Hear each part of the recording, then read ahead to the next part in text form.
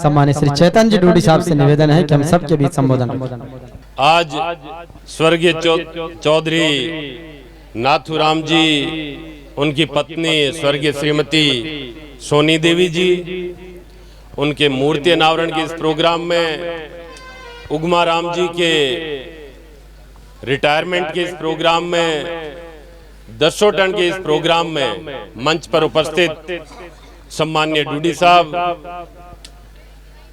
पूर्व विधायक जाकिर साहब, पूर्व विधायक श्रीराम जी, रिद्धकरण जी, जिला परिषद सदस्य, पंचायत समिति सदस्य, तमाम सरपंच साहिबान, मेरे सामने विराजे बुजुर्ग, युवा साथियों, माताएं, बहनें, प्यारे बच्चों, मैं जब आज इस प्रोग्राम में आपके सामने खड़ा हूं तो यकीन मानिए जब उगम जी के पास में बैठा हूं तो उस वक्त से मेरी याद ताजा हो जाती है जब मैं स्कूल में छोटा सा बच्चा हॉस्टल में गया था।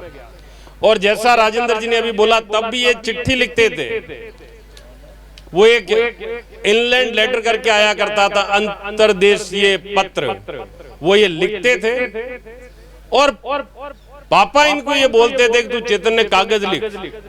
मैं जयपुर हॉस्टल में पढ़ता हूं और ये बात तय है, लिखावट के बारे में सभी ने बोला, लेकिन एक चीज मैं बताना चाहूंगा, मैं तब सिर्फ उगम जी को जानता था, नाथूराम जी को नहीं जानता था। कि बोले ये एक इंटरव्यू के प्रोसेस से भर्ती हुए थे, चेनाराम जी प्रधान थे और इनका एक इंटरव्यू लिया गया। तो जितने भी जो लोग वहां ग्राम सेवक बने, लाइन से बने, बहुत सारे बने, अभी लाइन से एक साथ वो रिटायर भी हो रहे हैं, चाहे चतुर जी थेबड़ी वाले समझ लो, चाहे ये रुक जी होगा कि रिटायर, रुक जी, और इनकी नौकरी 40 साल की होगी या 37 साल की नहीं। तो इन सब से एक ही चीज पूछी चेनाराम जी ने कि भाई इंटरव्यू को मतलब जानो, इंटरव्यू को थे आया हो इंटरव्यू देवा ने। सिर्फ एक उगम जी है जगोकियो साहब को हिंदी मतलब साक्षात्कार हुए, बाकी कोई नहीं बता सको, लेकिन भाई ग्राम सेवक सगड़ा बराबर बन गया। ये जानकारी प्रसिद्ध थी डीडवाना में कि जब भर्ती हुआ तो एक उगम जी एक आदमी हो जो सही जवाब दे सको कि इंटरव्यू को हिंदी में का मतलब हुआ है। और एक आदत और, मेरे घर पे ही रहते थे, ऐसे लगता था परिवार के सदस्य के रूप में कि कोई भी बोलो कि वो काम है आएगी तो बढ़न देने यार, क्या न माता फोड़ी करे। एक ये लगातार इनकी आदत में शुमार था। मैं जब परिवार के सदस्य के रूप में बोल रहा हूं तो ये भी बता दूं कि एक आदत थी शुरू से, ये जगिन अपन ठंडी चाय के वहां बीका मतलब एक आदतन शौकीन आदमी हा, लेकिन जद कद जकी भी दुकान पर जाता एक नाव चालतो के कुण चाहिए भाई उगमे डूडिन चाहिए, बट उगमे डूडिन कौन जानता, खाली नाव जानता। ए खुद भी जार कहता उगमे डूडिन चाहिए दे भाई, बना ठाकुर नहीं उगम जी खुद उबा है। ए यान कला प्रचलन हा, यान कला किस्सा हा।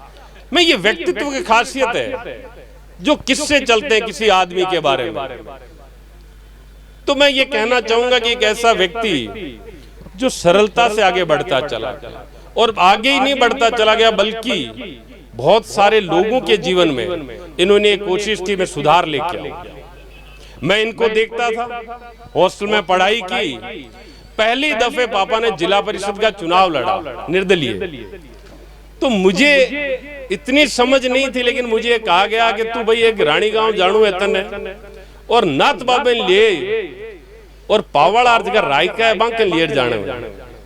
मैं ये सोचता कि नाथ बाबे को रायका हूं कहीं सरोकार, लेकिन ये आदत में शुमार था कि पापा ने जो बोल दिया वो अक्सर से मानना है।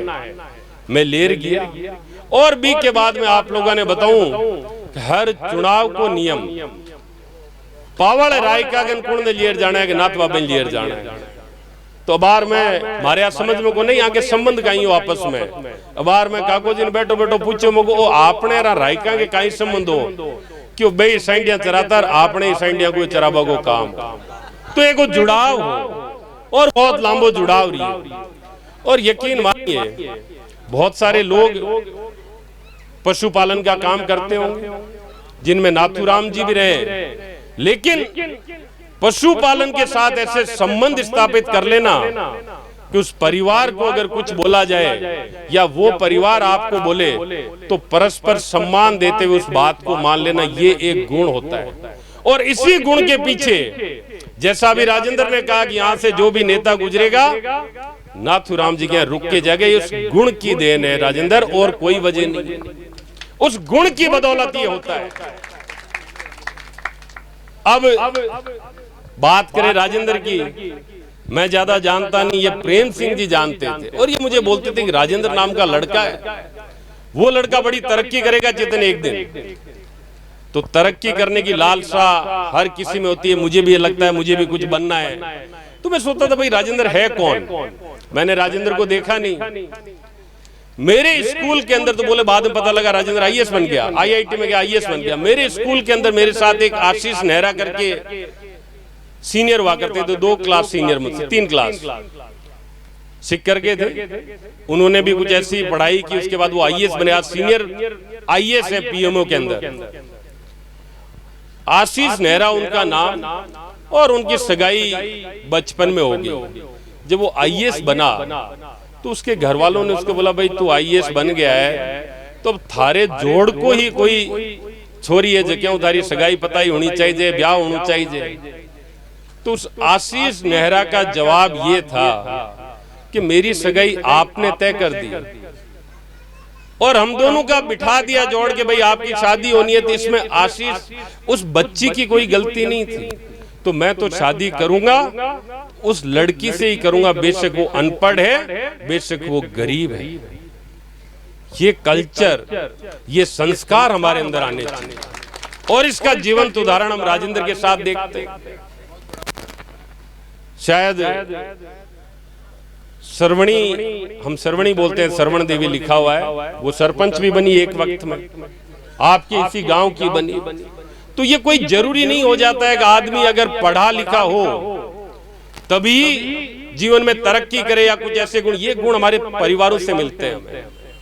मैं आपको बताना चाहूंगा, एक प्रतीक गहलोत नाम का बच्चा आईपीएस बना है, काशी का बाद सिक्कर में। मेरी उससे बातचीत हो रही थी तो वो मन क्यों, मैं क्यों भाई तू किया आ तैयारी करी क्यों भाई जी, मैं छोटो अदर मन नागड़ियो कहता, नागड़ियो मैं नागो फिर तो जर मन मानो दादो कहतो तू नागड़िया कपड़ा अपड़ा कौन पहरेगी, थारो ब्याह कौन हुए। जर क्यों बाप पेटी हुए ना माचिस, क्यों भाई माचिस पर माधुरी दीक्षित की फोटो आती। जर क्यों दादा मन ब्याह भी करनु है, माधुरी दीक्षित हूँ ब्याह करनु है। मन को नागड़ियो ब्याह कौन हुए, ये माधुरी दीक्षित हूँ ब्याह करूंला और ब्याह किया बस ये माधुरी दीक्षित के माथे पर बारो बंधाऊंला और हमारे डांडा की खातर बारो लिए रहा। बिन कहता फालतू बकवास करे तू यार, थारो कपड़ा पहरबा को तन सूत को नहीं क्यों भाई जी। बीट टाइम में सोच लियो कि मन हमारे जीवन में जो को हासिल करना है वो सब बेहतरीन होना चाहिए। और भी के बाद में एक ही लगन, एक ही तय राखी कि माधुरी दीक्षित से ब्याह होना एक अलग स्थिति है, एक अलग परिस्थिति है, लेकिन मुझे मेरे जीवन में ये दिखाना है कि जिस बच्चे को आप नागड़ियों नागड़ियों कह रहे थे, रोजिना टॉर्चर करता भी बच्चे के आगे लारे कोई मिले। और आज प्रतीक गहलोत शायद राजेंद्र जानते होंगे आईपीएस। तो ये तमाम तरीके की बातें हैं जिनको हम लोग सब मद्देनजर रख के अपने संस्कारों को साथ लेते हुए अगर जीवन में आगे बढ़ते हैं तो मैं ये तय बताता हूं कि हमारी आने वाली पीढ़ी, अभी रिद्धकरण जी ने बहुत सारी बातें बताई, प्रेम सिंह जी ने बहुत सारी बातें बताई कि हम आने वाले जीवन में हमारी जो पीढ़ियां हैं, क्योंकि हर किसी को चले जाना है, हमारा जीवन सिर्फ उन्हीं नाम से चलता है कि नाथूराम जी चले गए, उगमा राम जी, राजेंद्र बढ़ता रहता है। तो उदाहरण चलता रहे कि फला परिवार के सदस्य फला तक आगे चले गए। तो मैं आप लोगों को एक बार फिर से उगमा राम जी को बधाई देना चाहूंगा, जिन्होंने 40 साल की सर्विस कंप्लीट करके अपने आने वाले जीवन के जो संदेश है, आने वाला जीवन में ये आप सब की तरफ से ऊपर वाले मालिक से प्रार्थना करता हूं कि पीछे जो जीवन था उससे ज्यादा सुख में इनका आने वाला जीवन बने, उससे ज्यादा सार्थक बने। और राजेंद्र और उनके बच्चे को ढेर सारी शुभकामनाएं, ढेर सारा शुभाशीष कि ये बच्चा बहुत स्वस्थ और जैसे आपके परिवार में नाम होता रहा वैसा नाम ये रोशन करे। और नाथूराम जी का जीवन, ये मूर्ति लगाना मात्र इसलिए नहीं है कि एक मूर्ति हमने खड़ी कर दी, ये मूर्ति एक संकेत है कि इन्होंने अपने जीवन में जो सिद्धांत रखे हम उन सिद्धांतों को जीवंत रखें। इनकी ये मूर्ति हमें लगातार ये प्रेरणा देती रहे कि हमारे पुरखों ने ये और ये देखा और ये देखते हुए हमारे जीवन को अच्छा और काबिल बनाया, तो हम भी आने वाले वक्त में कहीं ना कहीं समाज को कुछ ऐसा दे के जाएं जिससे एक सार्थक और एक जिसे सकारात्मक सोच जिसे कहते हैं उसको कहीं ना कहीं ज्यादा उपज मिले। आप लोगों का सभी का ढेर सारा धन्यवाद। आप सब पधारे, क्योंकि इस परिवार के मैं सदस्य के रूप में आप सबको धन्यवाद दे रहा हूं। विशेष धन्यवाद नाथूराम जी का, रामेश्वर जी डूडी साहब का, जिन्होंने अपना समय निकाला और बहुत ही छोटे नोटिस से बताने के बाद हमारे बीच में हाजिर हुए। ऊपर वाले मालिक से प्रार्थना करता हूँ आप सब खुश रहें, तरक्की करें, आपके परिवार में सुख शांति बनी रहे। राम राम।